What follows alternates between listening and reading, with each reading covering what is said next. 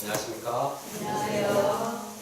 오늘 마가복음 공부를 시작하는데 우리 독일에서 또 미국에서 선교사님들이 오셔서 함께 예배를 드리기 위해서 감사합니다. 마가가 이 글을 쓸 때 신자들은 로마로부터 심한 박해를 받았습니다. 그 이유 중 하나는 이 로마 황제 네로가 신자들을 방화범으로 몰았기 때문입니다. 이 사람들이 불을 질렀다 하고 무조건 막 잡아다가 화형을 시켰습니다.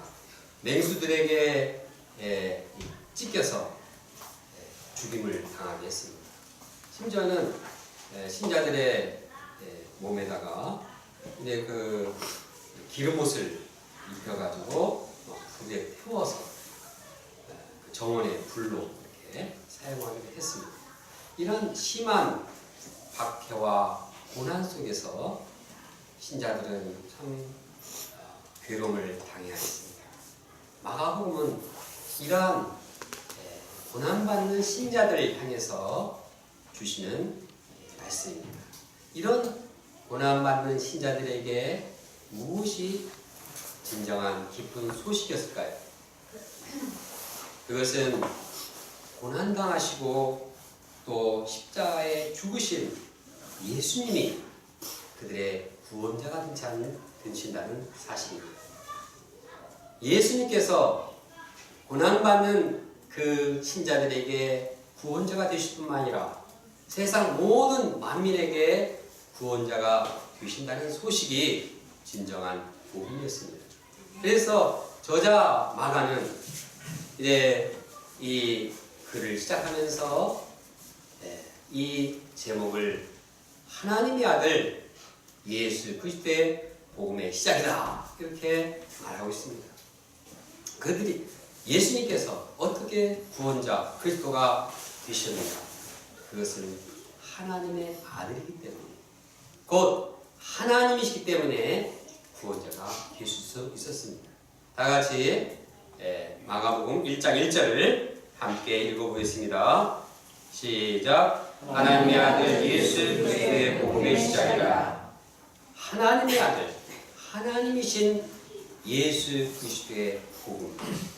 이 복음이 고난받는 우리와 또한 만민들을 구원하시는 복음, 기쁜 소식이 있는 것입니다. 우리가 하나님의 아들 예수 그리스도의 복음에 대한 기대와 소망을 가지고 마가복음 공부를 깊이 할 수 있기를 원합니다. 네. 오늘 본문은 예수 그리스도의 복음의 시작, 이 어떻게 복음이 준비되고 시작되었는가를 말씀하고 있습니다.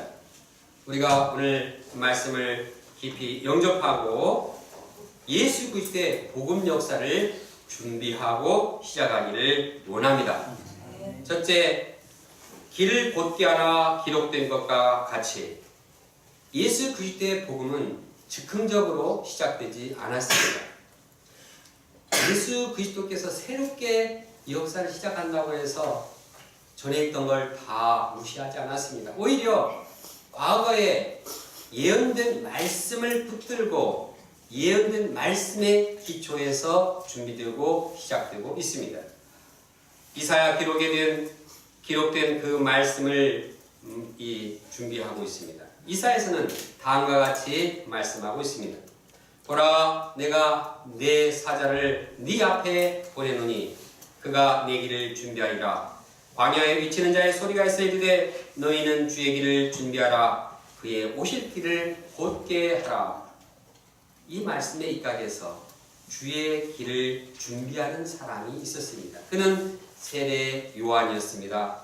세례 요한은 광야에 외치는 자의 소리라는 그 말씀을 그대로 순종했습니다.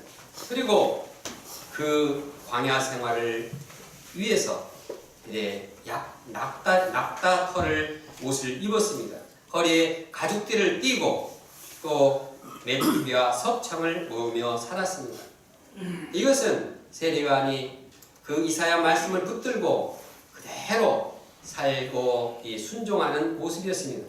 세례요한은 자기만 말씀대로 사는 것이 아니라 다른 사람들도 말씀을 이루도록 준비시켰습니다. 그들도 기록된 말씀대로 주의 길을 준비하게 했습니다. 어떻게 그들이 주의 길을 준비하도록 했습니까? 마음을 회개함으로써 주님의 길, 주님께서 그들의 마음속에 들어가는 길을 준비시켰습니다. 이처럼 이 죄사함을 받게 하는 회개의 세를 증거했을 때 그 결과가 어떠합니까? 온 유대 지방과 예루살렘 사람들이 다 나와 자기 죄를 자복하고 요단강에서 그에게 세례를 받았습니다. 말씀에 순종한 세례 요한을 통해서 놀라운 역사가 일어났습니다. 세례 요한은 이스라엘에서 아주 유명 인사가 되었지만 그는 말씀을 지키고 순종하는데 변함이 없었습니다. 말씀에 나온 것, 이 광야에 외치는 소리로서의 역할을 감당할 뿐입니다. 소리는 무엇입니까? 보이지 않지만 그 뜻을 전하고 사라지는 것입니다. 사도 바울은 자기를 높이거나 자기를 드러내지 않았습니다. 그는 주의 길을 준비하는 자로서 오직 주님만을 보이게 하고 주님만을 높였습니다. 그는 사람들이 자기에게 향한 그 관심을 주님께로 돌렸습니다. 그의 메시지를 보면 그것이 나와 있습니다. 나보다 능력 많으시니가 내 뒤에 오시나니 나는 굽혀 그의 신발끈을 풀기도 감당하지 못하겠노라. 나는 너에게 물로 세례를 주었거니와 그는 성령으로 세례를 베푸시리라. 세례 요한은 그냥 자기는 아주 미천한 종이요, 노예 중에서도 아주 비천한 종이고 정말 그분은 성김을 받아야 할 주인을 소개하고 있습니다. 그가 주는 이 세례로, 물세례로 말미암아서 많은 사람이 회개를 했지만 이것은 예수 그리스도의 이 성령 세례에 비해서는 아무것도 아니라고 증거하며 예수를 높이고 예수님께 모든 사람들의 초점을 맞추게 했습니다. 여기서 우리는 예수 그리스도의 복음이 어떻게 시작되었는가를 한번 돌이켜 봅니다. 그것은 구약에 예언된 말씀에 이 순종함으로써 준비되고 시작된 것을 배우게 됩니다. 세례 요한은 그 구약의 예언의 말씀을 붙들고 자신의 사명을 발견했습니다. 그는 말씀을 순종하기 위해서 제사장으로 누릴 수 있는 그러한 편안한 삶을 다 버렸습니다. 안락한 삶을 버리고 말씀에 순종해서 광야로 나왔습니다. 광야에서 불편한 생활을 하면서 경건하게 살았습니다. 이러한 예는 세례 요한의 경우만이 아닙니다. 사도행전에 나오는 초대교회 성도들도 마찬가지입니다. 그들은 예수님께서 하신 말씀을 붙들고 그 말씀에 순종했습니다. 예루살렘을 떠나지 말라고 말씀하셨을 때 그들은 예루살렘을 떠나고 싶었지만 그 말씀을 붙들고 순종했습니다. 성령을 기다리라고 말씀했을 때 그들은 기도하며 성령을 기다렸습니다. 사도 베드로는 당시 상황을 시편과 요엘서 말씀을 의지해서 파악하고 이 말씀에 순종했습니다. 사도 바울은 이방인의 빛이 되라는 그 이사야 말씀을 붙들고 자신의 인생 요절로 순종했습니다. 그래서 바울은 이방인의 사도가 되었습니다. 이처럼 하나님의 말씀을 붙들고 순종할 때 거기에 복음 역사가 준비되고 활기차게 시작되었습니다. 믿음의 선배들 역시 마찬가지입니다. 그들은 어떤 일을 하든지 먼저 주님의 말씀을 붙들고 순종하고자 했습니다. 교회를 개척할 때 주님이 주신 그 말씀을 요절로 붙들고 순종했습니다. 새 가정을 이루고자 할 때도 말씀을 붙들고 그 말씀이 이루어지도록 했습니다. 직장을 새롭게 얻거나 또 개업을 할 때도 말씀을 붙들고 그 말씀을 순종하고자 했습니다. 선교사로 파송될 때도 한마디 말씀을 붙들고 그 말씀대로 살고자 몸부림쳤습니다. 잠시 본국에 돌아올 때도 말씀을 붙들고 순종하고자 합니다. 이번 박양석 기사님이 한국을 방문할 때 고린도전서 죽은 자들이 썩지 아니할 것으로 다시 살고 우리도 변화되리라, 이 말씀을 붙들고 순종하고자 했습니다. 그리고 부활의 영광을 덧입고자 합니다. 또 요한야서 기사님은 창세기 너는 복의 근원이 될지라, 이 말씀을 붙들고 복의 근원으로서 가족들에게 복음을 전파하고자 합니다. 심지어 우리 선배들은 편지를 쓸 때에도 이 편지를 통해서 말씀을 붙들고 순종하기 위해서 먼저 말씀을 쓰고 이렇게 이 말씀이 역사하도록 시작했습니다. 이처럼 말씀을 순종하는 일이 복음 역사의 준비요 시작입니다. 우리가 봄학기 복음 역사를 시작할 때 먼저 말씀을 순종해야 하겠습니다. 저는 올해 요절인 사랑으로 진리만을 말하고 예수 그리스도를 본받아 모든 면에서 범사에 성장하도록 하라, 이 말씀을 붙들고자 노력하고 있습니다. 이 말씀에서 범사에 모든 면에서 이 단어를 많이 생각하고 있습니다. 말씀 공부할 때뿐만 아니라 언제 어디서나 모든 면에서 예수님의 사랑, 예수님의 말씀을 전해야 하고 사랑을 가져야 할 텐데 하고 노력합니다. 상황이 좋을 때뿐만 아니라 어렵고 힘들 때도 예수님을 생각하고 본받고자 하고 있습니다. 그렇게 하면 저의 잘못된 모습들이 발견되고 회개하게 됩니다. 어려운 상황에서 예수님을 생각하다 보면 예수님으로부터 위로를 받고 예수님 안에서 성장합니다. 이처럼 우리가 말씀을 순종할 때 하나님께서 우리를 통해서 복음의 역사를 시작하십니다. 반면에 우리가 말씀에 순종하지 않으면 어떻게 주님께서 우리를 통해서 복음 역사를 시작할 수 있겠습니까? 만약 우리가 자기 이상이나 자기 야망, 세상의 지식이나 세상의 상식, 이론에 기초해서 시작하면 이것은 복음의 시작이 아니라 복음의 시작입니다. 복음에 다른 것이 섞인 복음 역사는 결국 복음의 힘을 잃고 맙니다. 그러면 우리가 기록된 말씀을 붙들고 순종함으로써 복음의 역사를 준비하고 시작하기를 원합니다. 우리가 올해 대한민국 요절뿐만 아니라 자신의 개인 요절을 붙들고 순종하고자 또 매일매일 일용할 양식 말씀을 붙들고 순종하며 하루를 시작하기 원합니다. 그때 하나님께서는 우리를 통해서 복음 역사를 준비하시고 시작하실 것을 믿습니다. 둘째, 너는 내 사랑하는 아들이라. 요한이 요단강에서 세례를 베풀고 있을 때였습니다. 예수님께서는 갈릴리 나사렛으로부터 요단강으로 오셨습니다. 그때 예수님께서 하신 일이 무엇입니까? 먼저 예수님은 사람들과 함께 요한에게 세례를 받으셨습니다. 물론 예수님은 죄가 없으신 분이기 때문에 세례를 받을 필요가 없었습니다. 그러나 왜 예수님께서 세례를 받을 필요가 없음에도 불구하고 사람들과 함께 서서 이 세례를 받았을까요?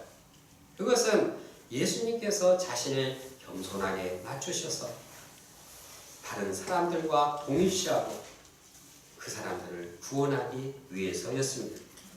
이처럼 예수님께서 복음을 시작하면서 자신을 낮췄는데 하물며 우리는 어떤 자세를 가져야 할까요? 우리가 사람들 향해서 교만한 자세를 버리고 겸손히 자기를 낮춰야 하겠습니다. 다른 사람을 판단하기보다도 동일한 죄인임을 인정하고 긍휼히 여기는 마음을 가지고 나아가야겠습니다. 그때 하나님께서 우리 가운데 그 가운데 일하실 것입니다. 예수님이 세례를 받으시고 물에서 올라오셨습니다. 이때 하늘이 갈라지는 것을 보셨습니다.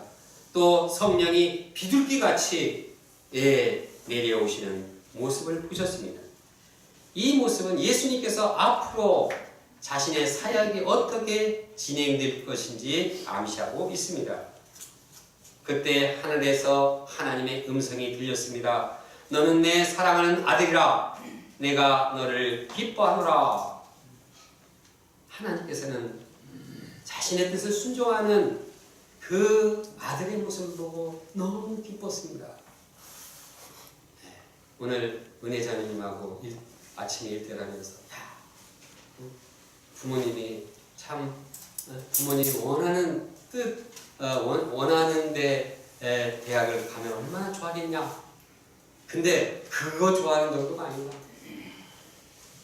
하나님께서 정말 온 인류를 구원하시는 그 모든 사람들 다 이제 구원하시기 위해서 고난의 길을 가시는 이 십자가의 길을 가시는 그 아들을 볼 때 얼마나 기뻐했는가 생각해 보도록 우리가 했습니다.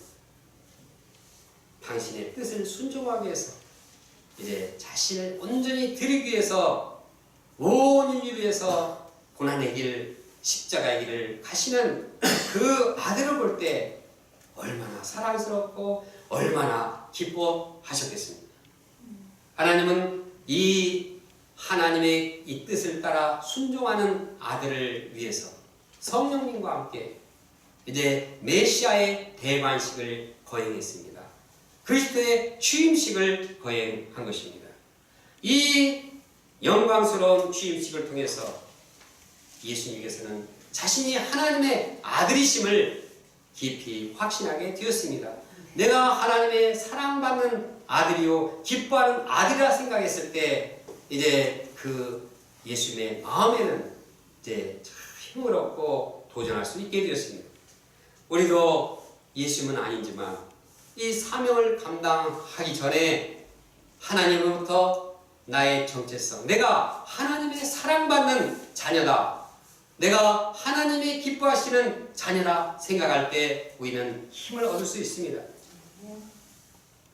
그때 어떤 고난이나 어떤 아픔도 감당하며 도전할 수 있습니다. 한 목자님은 초등학교 시절에 선생님의 사랑을 받고 인정을 받았습니다.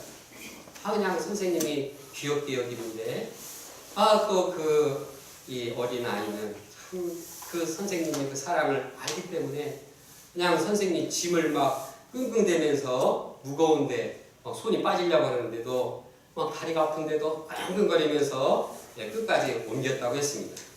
왜 그랬을까요? 선생님에게 사랑받는 확신이 있을 때 그냥 수고도 기쁨으로 나를 사랑해주는 선생님을 실망시킬 수 없다 하고 이렇게 최선을 다한 것입니다. 하물며 우리가 하나님이신 그분의 사랑받는 자녀로 생각할 때 어떤 어려움 가운데서 순결을 각오하고 도전할 수 있는 것입니다. 우리가 세범학기에 하나님의 사랑받는 자녀로서의 확신을 가지고 힘차게 도전하기를 원합니다. 우리가 다 함께 너는 내 사랑하는 아들이라 내가 너를 기뻐하노라 함께 한번 외쳐보겠습니다. 시작. 너는 내 사랑하는 아들이라 내가 너를 기뻐하노라. 하나님의 마음을 가지고 하나님의 얼마나 나를 사랑하시는가 생각해보고 다시 한번 해보겠습니다. 시작. 너는 내 사랑하는 아들이라 너를 기뻐하노라. 당신은 사랑하는 자녀입니다. 하나님의 사랑하는 자녀입니다. 옆에 사람을 향해서 당신은 하나님의 사랑하는 자녀입니다. 한번 해보시기 바랍니다. 시작. 당신은 하나님의 사랑하는 자녀입니다. 셋째, 사탄에게 시험을 받으시더라. 예수님께서 세례를 받으신 후였습니다. 성령께서 예수님을 광야로 몰아내셨습니다. 성령께서 예수님을 어디로 몰아냈다고요? 네, 성령께서는 좋은 곳으로만 인도하시지 않고 광야로 내모셨습니다. 광야는 어떤 곳입니까? 거기는 아주 사나운 들짐승들이 사는 곳이었습니다.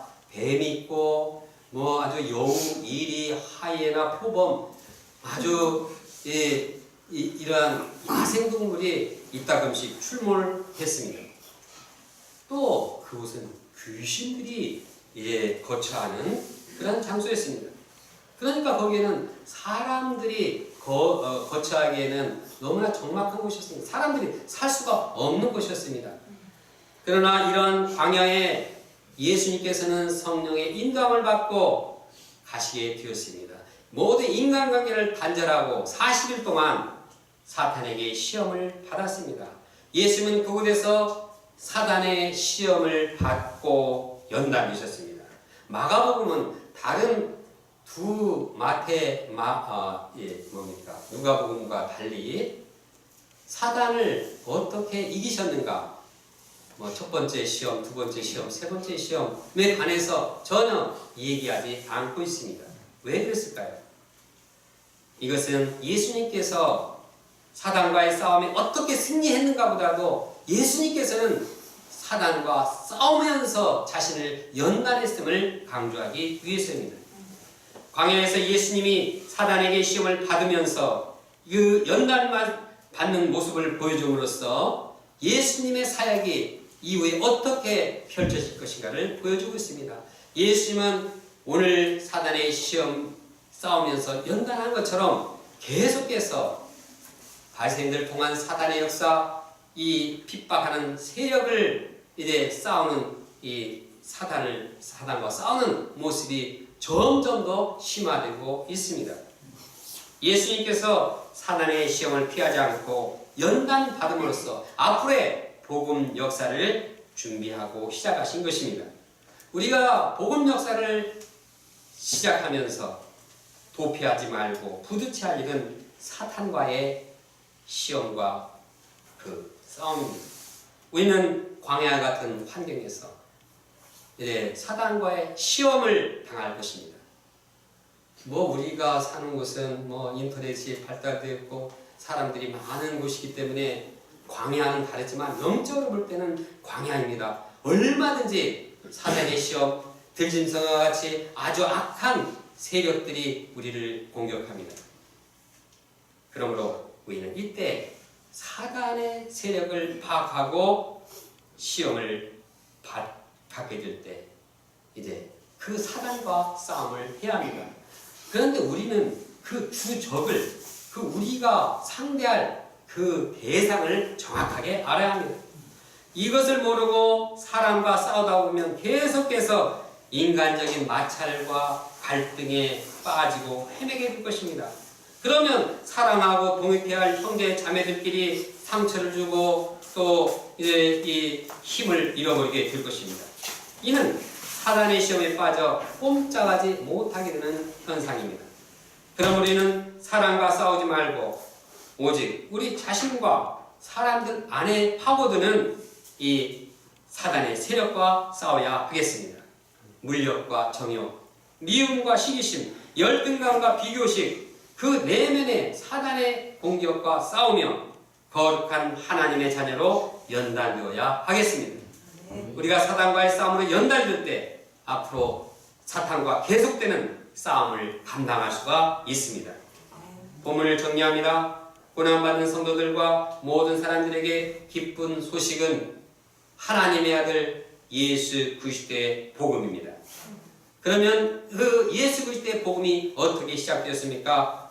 먼저 세례요한이 구약의 말씀을 붙들고 순종함으로 시작되었습니다. 예수님께서 성령이 함께 하심을 보시고 하나님의 사랑하는 아들로서의 분명한 확신이 있을 것부터 시작되었습니다. 예수님께서 광야에서 사단에게 시험받고 연단됨으로부터 시작되었습니다. 우리가 말씀에 순종하고 영적인 정체성을 분명히 하며 사단과의 싸움에서 연단됨으로써 복음 역사를 준비하고 시작하기를 원합니다. 네. 다 같이 1절 말씀을 함께 읽겠습니다. 시작. 하나님의 아들 예수 그리스도의 복음의 시작이라. 기도하겠습니다. 살아계신 하나님 아버지,